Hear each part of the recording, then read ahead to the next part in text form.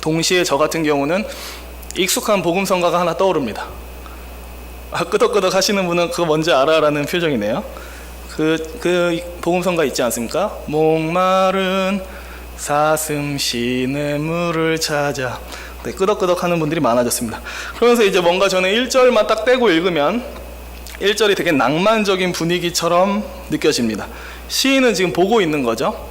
시냇물을 찾아서 헐떡이고 있는 사슴을 봅니다. 그리고 그 사슴의 모습에다가 자신을 투영합니다. 나도 사슴이 목마른 것처럼 나는 하나님을 향해 목마르다, 이런 생각을 딱 갖고 갑자기 어디선가 악기 하나를 딱 꺼내서 막 감미롭게 연주하면서 1절에 있는 내용을 노래하는 것 같은 느낌이 들어요. 굉장히 낭만적인 것 같은. 하지만 1절을 지나서 2절을 지나서 시편 42편 전체를 다 읽어보면 현재 시인이 처한 상황이 하나도 낭만적이지 않다라는 걸 알게 됩니다. 그러니까 얼핏 보기엔 되게 42편 1절만 뚝 떼고 보면 굉장히 낭만적이고 달콤하게 느껴지지만 다 읽어보시면 같이 또 교독하면서 느끼셨겠지만 시인이 지금 괴로움과 신음과 고뇌에 가득 차 있습니다. 하나도 안 낭만적이에요. 안 낭만적인 이 상황 가운데 이제 노래를 하고 있는 거죠. 2절에서 시인이 이렇게 얘기합니다.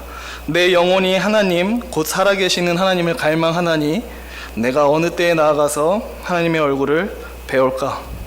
스스로에게 물어봐요. 내가 어느 때에 나아가서 하나님을 배울까? 이 질문이 함의하고 있는 의미가 있죠. 뭘 함의하고 있냐면 시인이 지금 현재 하나님을 뵐 수가 없는 상황이라는 겁니다. 내가 언제가 되면 하나님을 뵐 수 있을까라는 질문을 스스로에게 했다는 것은 지금 시인이 하나님을 배울 수 없는 상황이라는 겁니다. 하나님을 배울 수 없는 상황이라는 게 대체 뭐야? 라고 한다면 4절을 읽으면 좀 더 이해가 잘 될 것 같습니다. 4절을 제가 읽어보겠습니다. 내가 전에 성의를 지키는 무리와 동행하여 기쁨과 감사의 소리를 내며 그들을 하나님의 집으로 인도하였더니 이제 이 일을 기억하고 내 마음이 상하는도다. 시인이 과거를 회상합니다. 자신의 생애에 있어서 가장 행복했던 순간들을 떠올려 봅니다. 그가 가장 행복했던 순간들은 언제였냐면 하나님을 믿는 성도들과 함께 성전을 향해 순례의 길을 떠났던 그 기억이 그에게 있어서 달콤하면서도 행복한 기억이었습니다. 그러니까 성도님들도 다 아시다시피 이스라엘의 모든 남자들은 1년에 몇 번 성전을 가야 되죠? 예루살렘 성전을 가야 되죠? 1년에 3번은 꼭 가야 돼요. 3대 절기 때마다 한 번씩 가서 이스라엘의 모든 남자들은 1년에 3번 예루살렘에 있는 하나님의 성전을 가야 합니다. 그러니까 지금 그때를 떠올리는 것 같아요. 내가 그 절기 때마다 하나님의 성도들과 함께 예루살렘 성전을 향해 순례길을 갔었고 또 그 순례길을 가는 내내 기쁨과 감사가 충만해서 하나님을 찬미하고 찬양했었다라는 기억을 지금 되새기고 있습니다. 그래서 그에게 있어서 하나님을 뵌다, 하나님을 만난다라는 말의 의미는 이렇게 얘기할 수 있을 것 같습니다. 하나님의 임재가 있는 예루살렘 성전에 간다. 그것을 가는 것이 하나님을 만나는 거예요. 이 사람에게 있어서. 지금 시인은 하나님의 성전에 들어가서 하나님을 배웠고 그분께 감사하며 찬양했던 일들을 추억하고 있습니다. 근데 문제는 가장 행복했던 그 과거를 회상할 때마다 시인이 마음이 아프다라는 거죠. 가슴이 쓰라리다는 거죠. 왜냐하면 현재 시인은 지금 그 달콤했던 추억을 현실로 만들어낼 수 없는 상황에 처했기 때문에 그렇습니다. 어떤 상황에 처해 있느냐? 6절을 한번 같이 읽어보도록 하겠습니다. 42편 6절 읽겠습니다. 내 하나님이여 내 영혼이 내 속에서 낙심이 되므로 내가 요단 땅과 헤르몬과 미살산에서 주를 기억하나이다. 시인이 지금 얘기하기를 자신이 요단 땅과 헤르몬과 미살산에서 하나님을 기억한다 라고 얘기를 하고 있습니다. 헤르몬산은 이스라엘 그 전체 이제 나라에 있어서 북쪽 산악지대에 있는 산입니다. 근데 예루살렘 성전은 어디에 있냐면 남쪽 평야지대에 있습니다. 그래서 남쪽 평야지대에 있는 예루살렘과 북쪽 그 산악지대에 있는 그 헤르몬산의 직선거리가 200km예요. 200km. 직선거리가 200km니까 뭐 고도의 높낮이 또 가는 길 꼬불꼬불한 길을 다 생각해보면 실제 거리는 200km가 훨씬 더 떨어져 있다는 것을 이제 알게 되죠. 그러니까 왜인지 이유는 모릅니다. 시편에 말해주지 않으니까. 근데 확실한 것은 지금 시인이 저 멀리, 그러니까 예루살렘 성전과 아주 멀리 떨어져 있는 헤르몬산에 유배되어 있다는 거죠. 왜 유배되어 있는지는 시인이 전혀 얘기해 주지 않습니다. 확실한 거는 거리적으로 너무 먼 곳, 그러니까 하나님의 성전에서 너무 멀리 떨어져 있으니까 안식일마다 공적인 예배를 드릴 수도 없을 뿐더러 하나님의 백성들과 함께 기뻐할 수도 없는 노릇이었습니다. 그것 때문에 마음이 괴로워하고 있는 거예요. 나는 과거를 추억하며 하나님을 예배하고 그분을 배웁길 원하는데 나의 몸은 저 멀리 헤르몬산 200km가 훨씬 멀리 떨어진 곳에 유배되어서 나는 성전에 발을 디딜 수도 없구나 라면서 괴로워하고 있습니다. 근데 더 문제는 3절과 10절에 등장하는 원수들이 그를 조롱하고 있다는 거죠. 그를 유배 보내고 그를 지키고 있던 사람들이 조롱했던 겁니다. 대체 너의 하나님이 어디 있냐? 너의 모습을 봐야, 너의 꼴을 봐라. 너의 하나님이 대체 어디 있느냐라면서 안 그래도 힘든 시인의 마음을 더 어렵게 만들고 있습니다. 그리고 시인은 이 괴롭고 외로운 유배지에서 세차게 들려오는 급류의 소리를 듣습니다. 7절, 주의 폭포 소리에 깊은 바다가 서로 부르며 주의 모든 파도와 물결이 나를 휩쓸었나이다. 그러니까 이 헤르몬산이 산이기도 하지만 또 동시에 요단강의 근원이 흘러나오는 그런 장소였습니다. 그럼 산에서 이렇게 물줄기들이 쫄쫄쫄쫄 흘러나와서 합쳐지면 급류가 형성되죠. 그래서 아마도 시인이 그 헤르몬산에 있으면서 그 급류가 형성되어서 나는 그 물소리, 쏴 하는 소리를 그 유배지에서 들었던 것 같습니다. 근데 생각을 해보십시오. 우리가 매우 긍정적인 상황, 몸도 자유롭고 그냥 내가 하고 싶은 대로 다 할 수 있는 상황에서 산에 가서 급류의 소리를 듣는다. 그때는 어떻죠? 기분이 좋죠. 아무 문제 없을 때는 그 산에서 내려오는 급류의 소리를 들을 때 기분이 좋습니다. 상쾌해지고 하나님의 창조를 놀라워할 수 있습니다. 근데 시인은 지금 좋은 상황이 아니죠. 절망적인 상황이죠. 이유를 알 수 없지만 저 먼 곳에 유배당해 있고 붙잡혀 있고 부자연스러운 모습으로 지금 살아가고 있습니다. 그러니까 그 급류의 소리를 들으니까 낭만에 빠지는 것이 아니라 그 세찬 급류에 자기도 휩쓸려서 함께 죽을 것 같다라는 공포를 느끼고 있는 거죠. 전혀 그 자연에서 나는 아름다운 물소리가 그에게 낭만적으로 들리지 않는 겁니다. 극도의 우울함과 눌림 가운데 있는 시인은 그 소리를 듣고 죽음을 떠올립니다. 내가 그 급류에 휩쓸려서 죽을 것만 같다. 그러니까 뭔 느낌인지 알 것 같아요. 몸과 마음이 약해지면 별것 아닌 외부 자극에도 심하게 흔들리죠. 저도 뭐 병원에 있을 때 그 입원해 있는 동안에는 밤에 저를 건드리는 사람이 전혀 없음에도 불구하고 잠을 못 잤어요. 계속 뭔가 소리가 들리는 것 같고 몸이 흔들리는 것 같고 추웠다가 따뜻해졌다 이러니까 정신을 못 차렸는데, 이러한 공포 가운데 시인이 또다시 행복했던 과거를 회상합니다. 시편 42편 8절, 낮에는 여호와께서 그의 인자하심을 베푸시고 밤에는 그의 찬송이 내게 있어 생명의 하나님께 기도하리로다. 사실 이게 한글 번역은 과거로 안 되어 있는데 저는 이것을 과거로 해석하는 게 좋을 거라고 생각이 됩니다. 왜냐하면 이제 원어로 미완료 시제로 써 있는데 자세한 설명 안 하겠습니다. 미완료 시제는 과거를 회상하는 관점으로 생각해도 되는 시제입니다. 그러니까 지금 다시 한번 시인이 그 세찬 급류의 소리를 듣고 죽음의 공포를 느끼는 가운데서 다시 한번 과거에 행복했던 일들을 회상하는 거죠. 과거에 어땠느냐? 낮에는 하나님께서 그의 인자하심, 변함없는 사랑을 그에게 베푸셨었습니다. 그리고 밤이 되면 시인은 하나님의 사랑에 행복해서 찬송을 불렀었다라고 얘기를 합니다. 그리고 또 생명의 하나님, 달리 얘기하면 시인에게 넘치는 생명력을 부어주셨던 그 하나님께 기도하곤 했었다라고 과거를 추억을 하죠. 하지만 아시다시피 현실은 그렇지 못합니다. 그는 헤르몬산에서 흘러나오는 급류의 소리를 들으며 죽음의 공포를 느끼고 있고 현재 그곳에서 하나님의 인자하심을 누리지 못하고 있습니다. 그의 입술에서 기쁨의 찬송이 사라졌고 넘치는 생명력으로 하나님께 뜨겁게 기도하는 일은 그에게 현재 찾아볼 수 없습니다. 그냥 절규만 하고 있어요. 9절에서 그의 절규가 보이죠. 9절 한번 다 같이 읽어볼까요? 9절 읽겠습니다. 내 반석에 신 하나님께 말하기를 어찌하여 나를 잊으셨나이까? 내가 어찌하여 원수의 압제로 말미암아 슬프게 다니나이까 하리로다. 그는 외딴 유배지에서 고독하게 과거를 추억하며 괴로움에 빠져 있습니다. 그의 입가에 웃음기가 사라졌고 그의 두 눈은 깊이 패였고 그의 얼굴엔 슬픈 기색만이 역력합니다. 그리고 하나님께 말하죠. 하나님, 나를 잊으셨나이까? 괴로운 그 울림만 그 사람 안에 있었던 겁니다. 그리고 또 그의 원수들은 여전히 그를 조롱합니다. 10절에 내 하나님이 어디 계시냐라고 또다시 조롱합니다. 그 원수의 조롱이 그에게 얼마나 가슴 아팠는지 시인이 얘기하기를 마치 칼이 나의 뼈를 찌르는 것 같다라고 얘기를 합니다. 사실 원어에는 이 칼이라는 단어가 없거든요. 근데 한글로 번역하면서 칼이 들어갔어요. 훨씬 느낌이 살지 않습니까? 안 그래도 유배지에서 하나님을 예배하고 싶은데, 하나님을 배우고 싶은데 그러지 못합니다. 괴롭습니다. 부자연스럽습니다. 우울합니다. 두렵습니다. 공포를 느낍니다. 근데 그 상황에서 원수가 조롱합니다. 네가 믿는 하나님 어디 계시냐? 하나님이 계신데 네가 왜 이 꼴로 있느냐라고 그를 찌릅니다. 그러니까 마치 뼈가 자신의 칼이 자신의 뼈를 후벼 파는 것 같은 고통을 느꼈던 거죠. 오늘 본문에서 우리는 어떤 한 신자를 봅니다.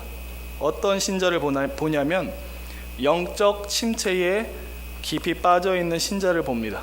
최악의 상황, 절망적인 환경 가운데 침체되고 심각하게 낙심되어 있는 신자의 모습을 봅니다. 그리고 이러한 모습은 우리 역시, 이 자리에 있는 저와 성도님들 역시 살면서 종종 겪거나 아니면 꽤 오랫동안 쭉 겪는 그런 모습이기도 합니다. 아마도 이 자리에는 이 시인과 같은 괴로움을 겪고 있는 분이 계실 거라고 생각해요. 물론 다 예배에 나와서는 아무렇지도 않은 표정으로 나는 그냥 모든 일이 그냥 잘 되고 있어 라는 덤덤한 표정을 짓고 계시지만, 사실 그 이면에는 제가 알지 못하는 괴로움을, 또 어떤 영적 침체를 겪고 계신지도 모르겠습니다. 그럼 오늘 본문에서 이 시인이 자신의 영적 침체를 어떻게 해결하고 있는지를 함께 살펴봤으면 좋겠습니다. 우리 5절 말씀 함께 읽도록 하겠습니다. 시작. 내 영혼아, 내가 어찌하여 낙심하며 어찌하여 내 속에서 불안해하는가? 너는 하나님께 소망을 두라. 그가 나타나 도우심으로 말미암아 내가 여전히 찬송하리로다. 우리가 이런 절망적인 상황에 빠지면, 영적 침체에 깊게 빠지면 뭘 느끼게 되냐면 내 안에 또 다른 내가 있는 것 같은 느낌을 받을 때가 있습니다. 그러니까 내 안에 내가 두 명 있는 거예요. 한 명은 어떤 사람이냐면 신앙의 힘으로 현재의 괴로움을 어떻게든 이겨보려고 하는 내가 있습니다. 근데 그러한 나만 있나요? 또 다른 내가 있어요. 그는 어떤 스타일을 갖고 있냐면 절망적인 상황에 압도돼서 한없이 깔아앉는 나를 또 발견해요. 그렇죠? 신앙의 힘으로 버티려고 애써도 내 안에 있는 부정적인 자아가 자꾸 나한테 이렇게 말합니다. 난 이제 끝났어. 내겐 아무런 소망이 없어. 하나님도 나를 어떻게 하실 수는 없어. 그분은 나를 잊으신 게 분명해. 더 살아서 뭐 할까? 라는 이런 부정적인 생각이 끊임없이 내 안에 막 치솟아 올라요. 시인 역시 그랬던 것 같습니다. 그래서 애써 자신을 타이르면서 짓누르죠. 내 영혼아. 여기서 말하는 내 영혼아는 정말 자기의 영혼만 가리키는 말이 아니라, 이 유대인들이 영혼아라고 할 때는 그 사람 전체를 가리키는 말입니다. 자기 자신한테 얘기합니다. 네가 어찌하여 낙심하며 어찌하여 속에서 불안해하느냐. 그러니까 그 시인도 발견한 거예요. 자기 안에 있는 또 다른 자아를, 두려워 떨고 있는 자아를, 온갖 부정적인 생각에 갇혀있는 자아를 발견한 겁니다. 그러면서 힘겹게 스스로를 타이르면서 권면하죠. 자기 스스로한테. 너는 하나님께 소망을 두라. 그가 나타나 도우심을 말미암아 내가 여전히 찬송하리로다. 우리가 여기서 시인의 지혜를 배우게 됩니다. 저도 그렇지만 이 자리에 계신 성도님들 중에 인생이 마냥 평탄한 분은 계시지 않습니다. 살짝 평탄했다가 힘든 시간이 와장창, 잠깐 평탄해서 아이 행복해 와장창 이렇게 되는. 그래서 지금 계신 분들 중에도 지금 와장창의 상황에 계신 분들이 있을 겁니다. 그럴 때 어떻게 해야 될까요? 이 와장창 상황 가운데 내 부정적 자아가 속삭이는 너는 글렀어, 틀렸어, 하나님은 너를 도우실 수 없어, 그냥 대충 살아라, 이런 말에 귀 기울여야 되나요? 그럴 때는 힘겹지만 스스로를 타이르면서 권면해야 됩니다. 너는 하나님께 소망을 두라. 그의 나타나 도우심을 말미암아 여전히 찬송해야 되는 게 마땅하지 않겠느냐라고 스스로를 자꾸 타일러야 됩니다. 이번엔 11절도 한번 같이 읽어봤으면 좋겠습니다. 우리 11절 말씀 한 목소리로 읽겠습니다. 내 영혼아, 네가 어찌하여 낙심하며 어찌하여 내 속에서 불안해하는가? 너는 하나님께 소망을 두라. 나는 그가 나타나 도우심을 말미암아 내 하나님을 여전히 찬송하리로다. 아멘. 얼핏 보면 11절이랑 5절이랑 되게 똑같아 보이죠? 그죠? 별 차이가 없는 구절인 것처럼 보입니다. 근데 다른 부분이 있습니다. 근데 그 다른 부분을 잘 번역한 성경은 우리가 지금 읽고 있는 개역 개정이 아니라 예전에 읽었던 성경 버전 아시죠? 개역 한글. 개역 한글이 훨씬 그 맛을 잘 살렸는데 제가 개역 한글로 11절을 읽어보겠습니다. 뭐가 특이한지 들어보세요. 내 영혼아 네가 어찌하여 낭망하며 어찌하여 내 속에서 불안하여 하는고 너는 하나님을 바라라. 나는 내 얼굴을 도우시는 내 하나님을 오히려 찬송하리로다. 한 번 더 읽어볼게요. 내 영혼아 내가 어찌하여 낭망하며 어찌하여 내 속에서 불안하여 하는고 너는 하나님을 바라라. 나는 내 얼굴을 도우시는 내 하나님을 오히려 찬송하리로다. 개역 개정이랑 지금 개역 한글이랑 뭐가 다른지 딱 보이세요? 뭐가 나오죠? 어떤 표현이? 얼굴이 나오거든요. 얼굴이. 시인이 먼저 자신을 향해서 너는 하나님을 바라라 라고 권면한 다음에 무슨 얘기를 하냐면 나는 내 얼굴을 도우시는 내 하나님을 오히려 찬송하겠다 라고 얘기를 합니다. 시인은 하나님께서 내 얼굴을 도우실 것이기 때문에 나는 이 절망 가운데서도 하나님을 찬양할 수 있다라고 얘기를 하는 거죠. 되게 독특한 표현이죠. 내 얼굴을 도우신다. 못생긴 내 얼굴을 잘생기게 만든다는 얘기는 아니겠죠. 얼굴을 도우신다는 말의 의미가. 이해를 돕기 위해서 제가 작년 말에 교역자 사무실에 있었는데 원로 목사님이 교역자 사무실에 쓱 들어오셨습니다. 그러더니 저에게 물으셨죠. 정 목사, 요새 무슨 일 있어? 얼굴이 많이 어두워진 것 같아 라고 작년 말에 저한테 질문하셨어요. 당시 원로 목사님은 제가 어떤 상황에 처했는지 정확히 모르고 계셨습니다. 제가 10월 중순에 건강검진 받다가 난치성 희귀병이 있다는 거를 발견했다라는 거를 원로 목사님은 모르셨어요. 그러니까 이제 저를 보고 물으신 거죠. 무슨 일이 있었냐? 얼굴이 어둡다. 그래서 말했습니다. 예, 목사님 10월 달에 건강검진을 받았는데 제게 병이 있다는 걸 알게 됐습니다. 그러니까 원로 목사님이 말하셨어요. 아, 그런 일이 있었어? 정 목사는 밝은 얼굴이 매력적인 사람인데 요새 그 밝은 모습이 안 보인다 싶었어 라고 얘기를 하셨어요. 그쵸? 병이 있다는 걸 알게 됐고 준비하고 있던 결혼이 다 무산됐는데 어떻게 얼굴이 밝죠? 제가 미친 사람입니까? 그러니까 제가 말씀드리고 싶은 게 뭔지 눈치채셨으리라고 생각합니다. 우리가 만약 영적 침체에 빠지면 낭망하고 불안해하고 불행함을 느끼고 있으면 그 고통이 우리 얼굴에 다 드러난다는 겁니다. 다 표시가 나요. 모든 일이 잘 풀리고 마냥 행복하면 그 행복감이 얼굴에서 풍겨 나오듯이 우리가 영적 침체에 빠져버리면요, 우리 주변에 있는 환경과 상황에 압도되면 얼굴이 그냥 어두워져요.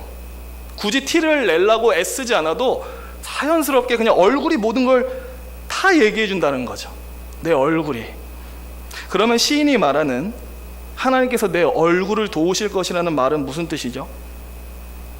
영적 침체에 빠져서 고통과 괴로움에 눌려서 어두워진 우리의 얼굴빛을 환하게 회복시켜 주실 거란 얘기입니다. 나는 지금 몹시 얼굴이 어두워요. 영적 침체에 빠졌거든요. 온갖 부정적인 상황과 환경에 지금 눌려 있거든요. 도무지 웃을 수가 없어요. 밝은 표정을 지울 수가 없어요. 내 얼굴에 어두움이 다 묻어납니다. 근데 시인이 얘기를 하는 거예요. 저는 하나님을 바라볼 때 나아질 것입니다. 나의 야위고 수척하고 고통스럽고 당황스러운 모습이 사라질 것입니다. 나의 얼굴빛은 매우 좋아질 것입니다. 왜냐하면 당신은 나의 얼굴을 돕는 하나님이시기 때문입니다 라고 얘기를 지금 하고 있는 거죠. 그렇습니다. 하나님은 그의 백성들이 고통과 괴로움에 눌려서 그 얼굴빛이 상했을 때, 영적 침체에 빠졌을 때 우리 앞에 나타나 도우실 겁니다. 특별히 하나님이 나타나 도우실 거다라는 얘기를 원어 그대로 풀면 여기도 얼굴이 들어가요. 하나님이 그의 얼굴을 드러내서 도우실 것이다 라고 얘기를 하거든요. 얼굴빛이 어두운 성도에게 당신의 얼굴빛을 비추신다라는 거예요, 하나님이. 그리고 우리의 얼굴빛이 환하게 바뀌게 될 거라는 얘기를 지금 하고 있는 거죠. 그러면 정말 시인은 점점 이 영적 침체와 어둠 속에서 빠져나오고 있는가? 제가 생각하기엔 그렇습니다. 근거가 어디 있죠? 라고 얘기한다면 우리가 읽은 시편 42편 말고요, 그 뒤에 있는 시편 43편에서 찾고 싶어요.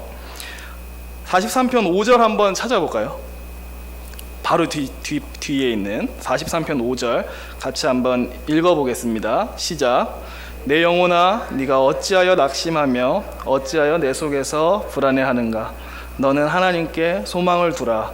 그가 나타나 도우심으로 말미암아 내 하나님을 여전히 찬송하리로다. 아멘. 보시면 알겠지만 우리가 지금 살펴봤던 시편 42편과 똑같은 후렴이 나오죠. 그죠? 그래서 시편 42편과 43편은 사실 하나예요. 그러니까 시가 쭉 이어진다는 겁니다. 읽어보시면 알아요. 내용의 흐름이 그대로 쭉 이어집니다. 근데 재밌는 거는 이제 시편 43편 5절, 이게 후렴구거든요. 이게 43편 5절 내 영혼아 뭐 찬송하리로다, 이게 후렴구고, 또 시편 42편 5절 11절도 똑같은 이런 후렴구가 나와요. 근데 43편 같은 경우는 이 후렴구 앞에서 나오는 내용이 좀 긍정적이에요. 한번 43편 3절 4절 같이 읽어볼게요. 43편 3절 4절입니다. 읽겠습니다. 시작. 주의 빛과 주의 진리를 보내시어 나를 인도하시고 주의 거룩한 산과 주께서 계시는 곳에 이르게 하소서. 그런즉 내가 하나님의 제단에 나아가 나의 큰 기쁨의 하나님께 이르리이다. 하나님이여 나의 하나님이여 내가 수금으로 주를 찬양하리이다. 그러니까 시인이 지금 희망을 노래하고 있다는 거예요. 시편 42편에서는요 사실 이런 희망을 노래하는 부분이 보이질 않아요. 근데 시편 43편에 이르르면 지금 유배지에서 싸우고 있는 자신에게 하나님께서 빛과 진리를 보내셔서 주의 거룩한 산 곧 예루살렘 성전으로 되돌아갈 수 있게 해주실 것이다 라고 노래를 하고 있어요. 만약 그렇게만 된다면, 하나님이 나를 이 유배지에서 풀어서 내가 그토록 예배하고 싶어하던, 하나님을 뵙고 싶어하던 그 예루살렘 성전에 가게만 해주신다면 내가 하나님의 제단에 나아가서 나의 큰 기쁨의 하나님께 수금으로 찬양할 것이다 라고 희망을 노래합니다.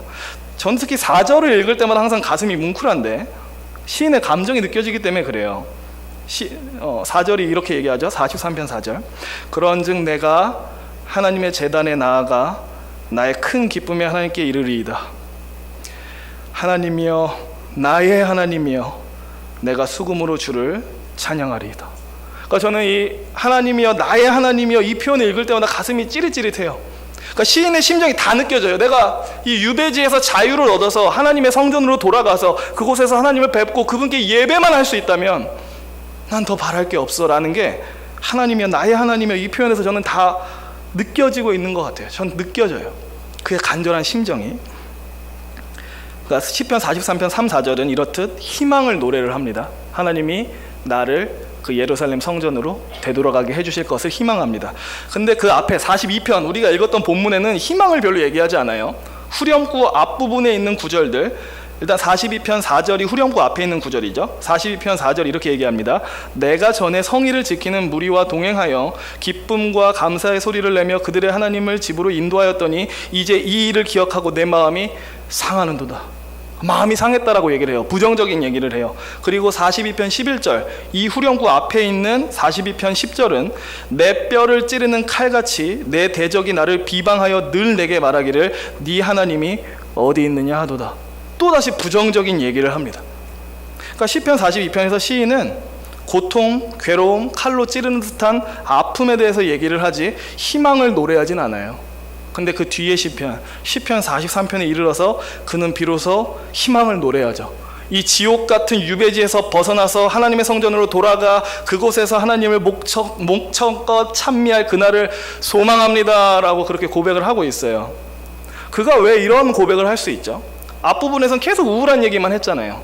근데 43편에 이르르자 그래도 힘겹지만 소망을 노래하기 시작해요. 저는 여기서 이런 생각을 합니다. 그가 조금씩 영적 침체에서 벗어나고 있구나 라는 느낌이 들어요. 흐름상 눌려 있었지만 다시 한번 살아나고자 조금씩 일어나고 있는 시인의 모습을 본다라는 겁니다. 말씀을 마치겠습니다.